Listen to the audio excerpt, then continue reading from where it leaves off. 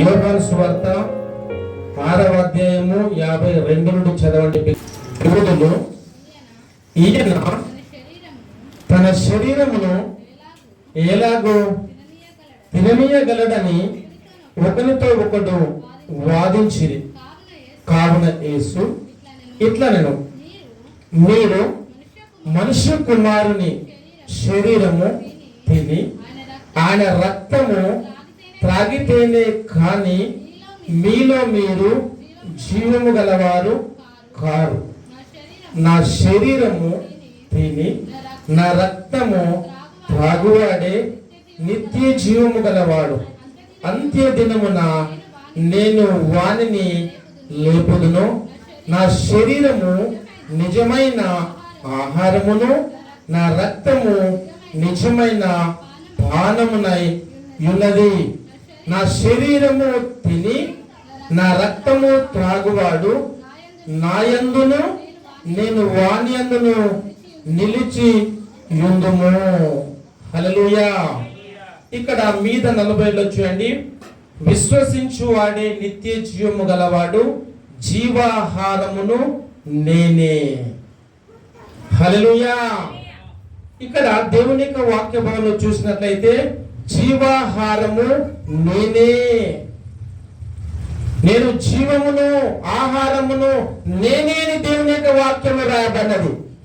జీవాహారము నేనే, నా యొద్దకు వచ్చు అని ఎంత మాత్రము త్రోసివేయను అని ప్రభు సెలవిస్తా ఉన్నాడు.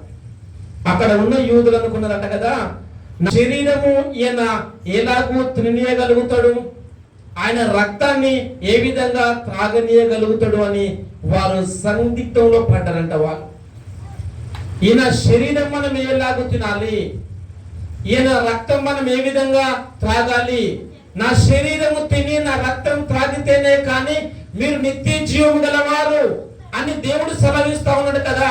మరి శరీరం ఏ విధంగా తిననీయగలుగుతాడు, ఈయన రక్తాన్ని ఏ విధంగా త్రాగగలుగుతామని చెప్పేసి వాళ్ళు సంశయిస్తున్నటువంటి సమయంలో ఇక్కడ రాయబడిన మాట చూడండి, నా శరీరమును తిని నా రక్తము త్రాగువాడే నిత్య జీవము గలవాడు, అంత్య దినమున నేను వానిని లేపుదును.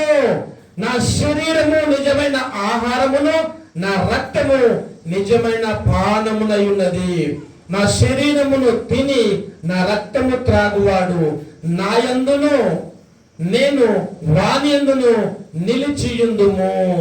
నేను మీలో నిలిచి ఉండాలంటే నా శరీరాన్ని తినాలి, నా రక్తాన్ని త్రాగాలి, మీరు నిత్య జీవము గలవారుగా ఉంటారు, నేను అంత్య దినమున నేను మిమ్మల్ని లేపుతాను అని దేవుడు వాగ్దానం చేశాడు.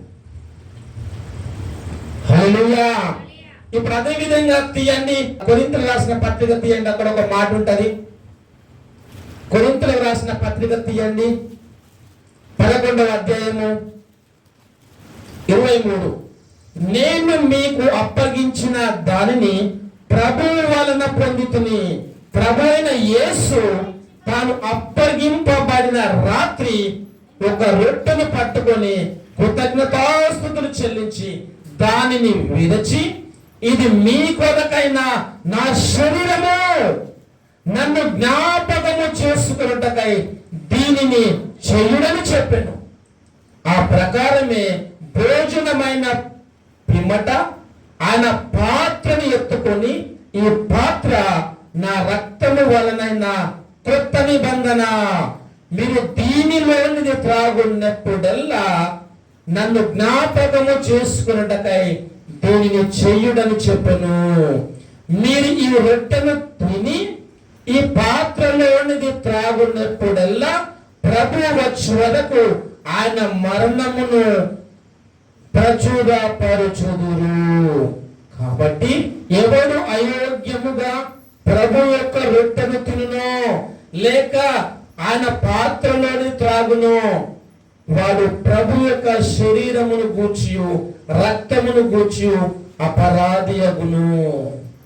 కాబట్టి ప్రతి మనుషుడు తన్ను తాను పరీక్షించుకొనవలెను. అలాగు చేసి ఆ రొట్టెను తిని ఆ పాత్రలోనిది త్రాగవలెను. ప్రభు శరీరమని వివేచింపక తిని త్రాగువాడు తనకు శిక్షావిధి కలుగుటకే త్రాగుచున్నాడు. ఇందువలననే మీలో అనేకులు బలహీనులను రోగులనై ఉన్నారు, చాలా మంది నిద్రించుచున్నారు. హల్లెలూయా. ఇక్కడ ఎంత క్లియర్ గా దేవుని యొక్క మాటలు రాయబడినాయో చూడండి.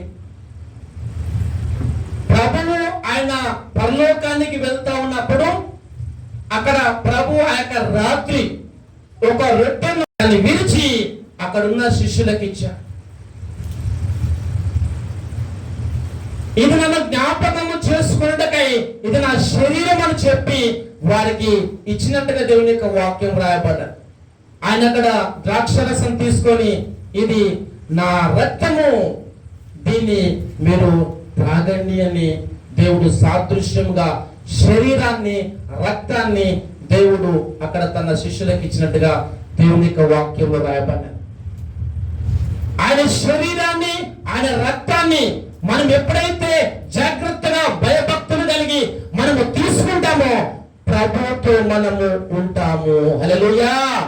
ఇది ప్రభు శరీరము కాదు, ఇది దేవుని యొక్క రక్తం కాదని మనము విచ్చలవిడిగా తీసుకుంటే అక్కడ రాయబడినది శిక్షకు పాత్రులైతారు, అనేకులు నిద్రించారు, అనేకులు కష్టాలను అనుభవిస్తారని దేవుని యొక్క వాక్యం రాయబడినది. అందుకే ఆయన యొక్క శరీరము, ఆయన యొక్క రక్తము, ఆయన శరీరము ఆ రొట్టె, ఆయన రక్తము సాదృశ్యంగా ఈ యొక్క ద్రాక్ష రసంగా దేవుడు మనకు అప్పగించి వెళ్ళాడు. అందుకే చూడండి, రొట్టెను ఎత్తుకొని కృతజ్ఞతాస్తులు చెల్లించి దాన్ని విరిచి ఇది మీ కొరకై నా శరీరము, నన్ను జ్ఞాపకము చేసుకుంటకై దీన్ని చేయడం చెప్పను. ఆ ప్రకారమే భోజనమైన పిమ్మట ఆయన పాత్రను ఎత్తుకొని ఈ పాత్ర నా రక్తము వలన నైన కొత్త నిబంధన, మీరు దీనిలోని త్రాగునెప్పుడల్లా నన్ను జ్ఞాపకము చేసుకుంటకై దీనిని చేయుడని చెప్పాను. హల్లెలూయా. హల్లెలూయా. ప్రతిది దేవుడు తన వాక్యములో వ్రాసి పెట్టాడు. నా శరీరాన్ని మీరు తినాలి, నా రక్తాన్ని త్రాగాలి, మీరు నన్ను జ్ఞాపకం చేసుకున్నట్టుగా మీరు ఈ విధంగా చేయండి అని దేవుడు మనకు సెలవిచ్చాడు. కాబట్టి ఆయన శరీరాన్ని ఆయన రక్తాన్ని మనము తీసుకుంటూ ఆయన జ్ఞాపకం చేసుకొని ఆయన యొక్క మరణ పునరుత్థాన్ని ఇతరులకు తెలియజేయడం కొరకు దేవుని యొక్క ప్రభు వల్ల సంస్కారంలో మనము పాలు పొందుదాం. అందరూ కళ్ళు మూసుకోనండి. దేవానికి స్తోత్రం. దేవా, జీవాహారమును నేనే అన్నారు, తండ్రి మీకు వందనాలు. దేవా, నా శరీరమును తిని నా రక్తము త్రాగువాడే నిత్య జీవము గలవాడు అన్నావు తండ్రి. అంత్య దినమున అన్నావు తండ్రి, మీకు వందనాలు.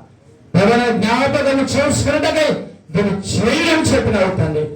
దేవానికి స్తోత్రం. ఇంకా ఆ రొట్టెను బట్టి మేము కృతజ్ఞతాస్తుతులు చెల్లిస్తున్నాం. దేవాని రక్తాన్ని బట్టి కృతజ్ఞతాస్తుతులు చెల్లిస్తున్నాం. దేవాని స్తోత్రం. శరీరము తింటుండగా దేవాన్ని మీరు జ్ఞాపకం చేసుకుని తింటుండగా దేవాని కృప తోడుగుంచండి.